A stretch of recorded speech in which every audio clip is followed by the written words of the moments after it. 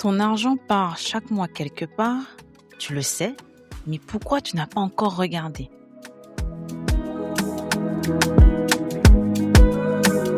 Bienvenue dans un nouvel épisode du podcast « La précarité financière n'est pas juste perdre son job ». Je suis Ingrid Francisque, la voix derrière Afro Budgeting Girl. Dans l'épisode 6, on a parlé du premier profil, celles et ceux qui budgètent déjà, qui font tout ce qu'il faut et qui se demandent pourquoi ça ne bouge pas. Et à la fin de cet épisode, je t'ai fait une promesse à ceux et celles qui ne savent pas où va leur argent. Votre épisode arrive. Eh ben, le voilà.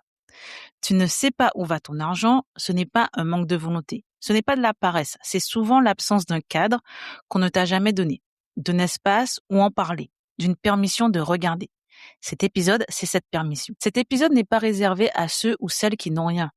Il s'adresse aussi à toi qui as déjà de l'épargne, des investissements, une situation qu'on pourrait appeler stable et qui n'a jamais vraiment structuré ni protégé ce que tu as construit. Parce qu'investir et protéger ses fondations, ce sont deux choses complètement différentes. Et la deuxième, personne n'en parle jamais. Est-ce que tu te reconnais dans cette situation? Ton salaire tombe. Qu'est-ce que tu fais dans les minutes qui suivent? Est-ce que tu paies immédiatement tout ce qui doit être payé? Est-ce que tu fais des virements et tu espères au fond de toi que ça va suffire jusqu'au prochain mois? Est-ce que tu regardes ton solde une seconde et tu refermes l'appli aussi vite que tu l'as ouverte? Est-ce que tu dépenses d'abord, pas par folie, juste parce que t'aimes bien ça? Ou est-ce que tu ne regardes même pas parce que tu sais déjà que ça va faire mal? Et je veux que tu ailles un peu plus loin. Comment tu te sens ce jour-là? Même quand tout est payé, est-ce que c'est du soulagement ou est-ce que c'est de l'anxiété qui reste là, tapis, parce que tu sais que les factures reviennent déjà? Est-ce que c'est une satisfaction qui dure 48 heures et puis qui se dissout? Ce ressenti-là, ce n'est pas juste de l'émotion, c'est une donnée financière. Il te dit quelque chose sur ta relation à l'argent et sur ce que tu n'as pas encore mis en place. Quelle est la toute première action que tu fais le jour où ton salaire tombe? Comment tu te sens dans les 24 heures qui suivent? Et 10 jours après? Est-ce que ce comportement est conscient ou est-ce qu'il est complètement automatique? Dis-moi dans les commentaires. Maintenant, je veux qu'on parle de ce qui t'a amené ici, aujourd'hui, à écouter cet épisode. Parce que ce n'est jamais anodin. Personne ne se réveille un matin et décide par curiosité de comprendre où va son argent. Il y a toujours un déclic. Ça peut être une surprise bancaire, un refus de crédit qu'on n'a pas vu venir, une conversation qui t'a mise mal à l'aise, une facture qu'on ne pouvait tout simplement pas payer, une amie qui a mis le doigt sur quelque chose qu'on refusait de voir, la peur de vieillir sans filer, la réalité d'une séparation, un licenciement, ou une discussion entre amis où les mots qu'elles utilisaient ne résonnaient pas du tout avec toi et tu t'es senti complètement à l'ouest. Nommer ce déclencheur, c'est nommer le vrai problème, pas le symptôme. Et c'est souvent là, exactement à cet endroit, que commence la vraie compréhension. Quel a été le moment précis qui t'a amené ici aujourd'hui? Est-ce que tu te sens vulnérable financièrement, même si tu travailles, même si tu gagnes un salaire correct? Qu'est-ce que tu espères que comprendre ton budget va changer dans ta vie? Il y a une tension dont on ne parle presque jamais. Tu sais au fond que quelque chose ne va pas. Et pourtant, tu n'as toujours pas commencé à suivre ton argent. Pourquoi? Souvent, c'est ce qu'on pense que le budget, c'est pour les gens dans le besoin ou pour les gens hyper organisés, pas pour soi. Ou parce qu'on a peur que ça restreigne, que ça empêche de vivre. Ou parce qu'on a déjà essayé une fois, ça n'a pas tenu, et on en a conclu que ce n'était pas fait pour nous. Mais la vraie question, c'est qu'est-ce que tu imagines que le budget va faire pour toi? Est-ce que tu imagines qu'il va te coûter? Parce que tant que tu n'as pas répondu honnêtement à ces deux questions, le budget reste une menace, pas un outil. Et si ce n'est pas la peur du budget, si tu as déjà de l'épargne, des placements, une situation qui semble solide, ne coupe pas cet épisode maintenant, parce qu'il y a une autre vulnérabilité plus silencieuse. Accumuler sans jamais avoir cartographié ce qu'on protège vraiment. Beaucoup d'entre vous pensent que cette conversation ne vous est pas destinée. Spoiler alert, elle l'est. Investir et structurer ses fondations, ce sont deux choses très différentes. Accumuler sans comprendre son écosystème, sans avoir cartographié ses obligations et ses angles morts financiers, c'est construire sur du sable. Les chocs de vie arrivent pour tout le monde. La préparation, elle, n'est jamais automatique. Et c'est exactement ça la mission d'Afro Budgeting Girl. Ce n'est pas une plateforme pour ceux qui n'ont rien. C'est une plateforme pour comprendre, structurer et protéger à chaque étape de la vie financière. Parce que la précarité financière n'a pas de niveau de revenu minimum. Alors, d'où vient vraiment ta relation à l'argent? Parce que ce rapport-là, il se construit bien avant ton premier salaire. Il se construit dans l'enfance, dans ce que tu as vu, dans ce que tu as entendu, et souvent dans ce que tu n'as jamais entendu. Il y a les familles où l'argent était tabou. Les familles où l'argent était synonyme de conflit, de honte, d'insécurité. Les familles où personne n'avait les outils et donc personne ne pouvait te les transmettre. Il y a les familles où tout était couvert pour toi, où finalement tu n'avais pas à te soucier de quoi que ce soit. Et les familles où on te disait que tout allait bien, où on pensait que l'éducation financière c'était inné, que ça viendrait automatiquement parce que tu as fait des études. Et pour beaucoup d'entre vous, il y a une couche supplémentaire. Des parents qui ont tout donné pour avoir accès à ce qu'ils n'ont jamais eu, mais qui n'ont jamais parlé d'argent à voix haute. Parce que l'argent, ça ne se discutait pas. Parce qu'il n'y en avait pas assez pour en parler sereinement. Parce que la survie primait sur la stratégie. Ou alors, à l'inverse, on te le rabâchait tellement que tu en as fait un rejet total et que tu as pris tes distances avec la gestion de l'argent. Comment l'argent était-il traité dans ta famille? On en parlait ouvertement, on l'évitait complètement, ou c'était une source de tension? Quel comportement financier as-tu hérité sans jamais les avoir choisis? Est-ce qu'on t'a appris que l'argent pouvait être un outil ou surtout une source d'angoisse? Et ça rejoint directement ce dont on a parlé dans l'épisode 5, sur le premier pilier de ton écosystème financier, ta famille.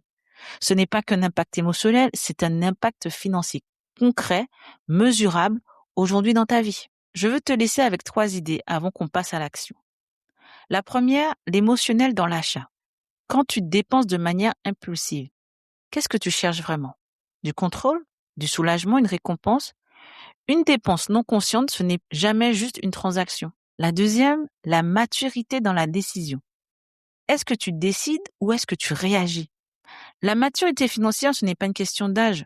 C'est la capacité à faire des choix alignés avec ce que tu veux vraiment. Pas avec ce que l'urgence ou la pression du moment te dicte.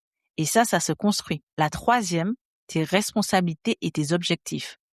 Avant même de construire un budget, il y a 2 questions fondamentales à te poser. Quelles sont mes responsabilités financières réelles? Pas supposées, réelles. Et quels sont mes objectifs dans la vie, pour lesquels l'argent est un outil? Parce que l'argent sans direction, c'est juste du bruit. L'argent avec un objectif, c'est un levier. Maintenant que tu commences à voir d'où ça vient, voilà comment tu commences à changer ça. On passe à l'action, parce que la précarité financière, ce n'est pas seulement perdre son job. C'est aussi ne jamais avoir eu les outils pour voir clair. Et ça, on le corrige maintenant ensemble. Chaque outil que je vais te donner répond directement à une question qu'on vient de soulever ensemble. La première étape, ce n'est pas de corriger, ce n'est pas d'optimiser, c'est juste de voir. Parce que tu ne peux pas changer ce que tu ne vois pas encore. Et voir, ça commence par une seule action. Ouvrir ton suivi budgétaire et remplir l'onglet de la liste des dépenses pour les cartographier. Toutes les consignes sont à l'intérieur, tu n'as rien à deviner. Et ce que cet onglet révèle, souvent dès la première session, des abonnements complètement oubliés, des dépenses automatiques qu'on n'a jamais questionnées, des postes de dépenses qu'on n'a jamais nommés, des angles morts financiers qu'on portait sans même le savoir. Tu te souviens des comportements automatiques liés à l'émotion dont on a parlé plus tôt? Cet onglet va te montrer exactement où ils partent et combien précisément ils te coûtent. La discipline budgétaire, ce n'est pas une question de caractère, c'est une question d'habitude. Et les habitudes, elles se construisent avec de la régularité, de la discipline, pas avec de la perfection. 3 pratiques simples pour commencer. Session budget par mois, toujours à la même date, avec la même durée. 30 minutes maximum au début. Un regard hebdomadaire sous ton sol, juste voir, sans qu'il y ait forcément une action à faire.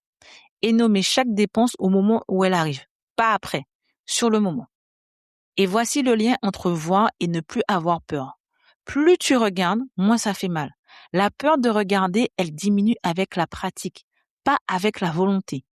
Et pour t'aider à construire cette régularité et cette discipline dès la première semaine, voici les outils qui existent exactement pour ça. Si tu ne connais pas tes angles morts financiers, si tu ne connais pas vraiment ton écosystème, j'ai créé le guide pratique des 200 questions.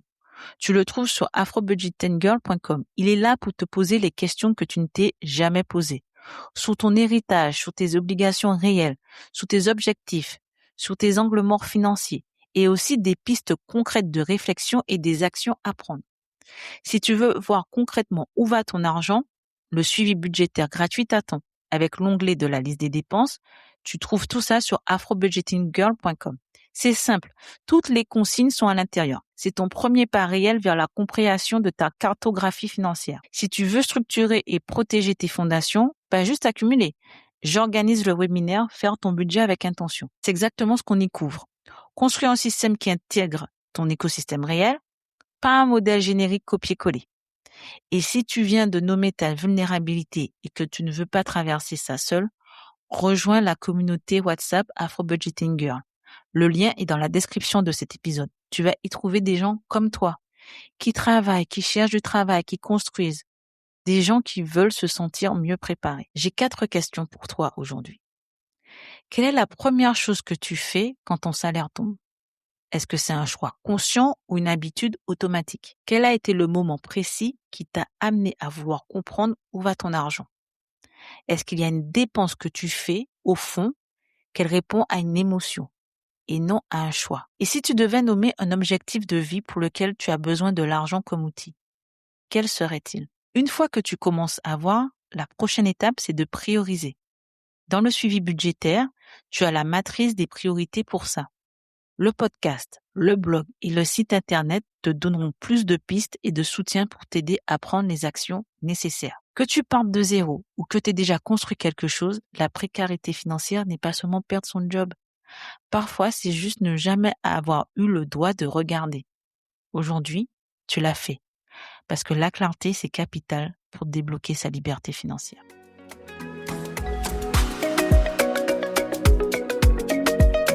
Merci beaucoup d'avoir écouté jusqu'ici. Si cet épisode t'a parlé, abonne-toi au podcast. La précarité financière n'est pas juste perdre son job. Tu le retrouves sur Spotify, Apple Podcasts, Amazon ou YouTube.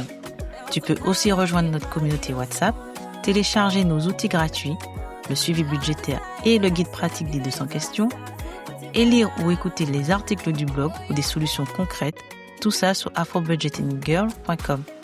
Parce que la précarité financière, ce n'est pas seulement perdre son job. Et surtout, n'oublie pas de prendre soin de toi, car la santé est ton meilleur allié. Je suis Ingrid Francisque, la voix derrière Afro Budgeting Girl, et je te retrouve au prochain épisode.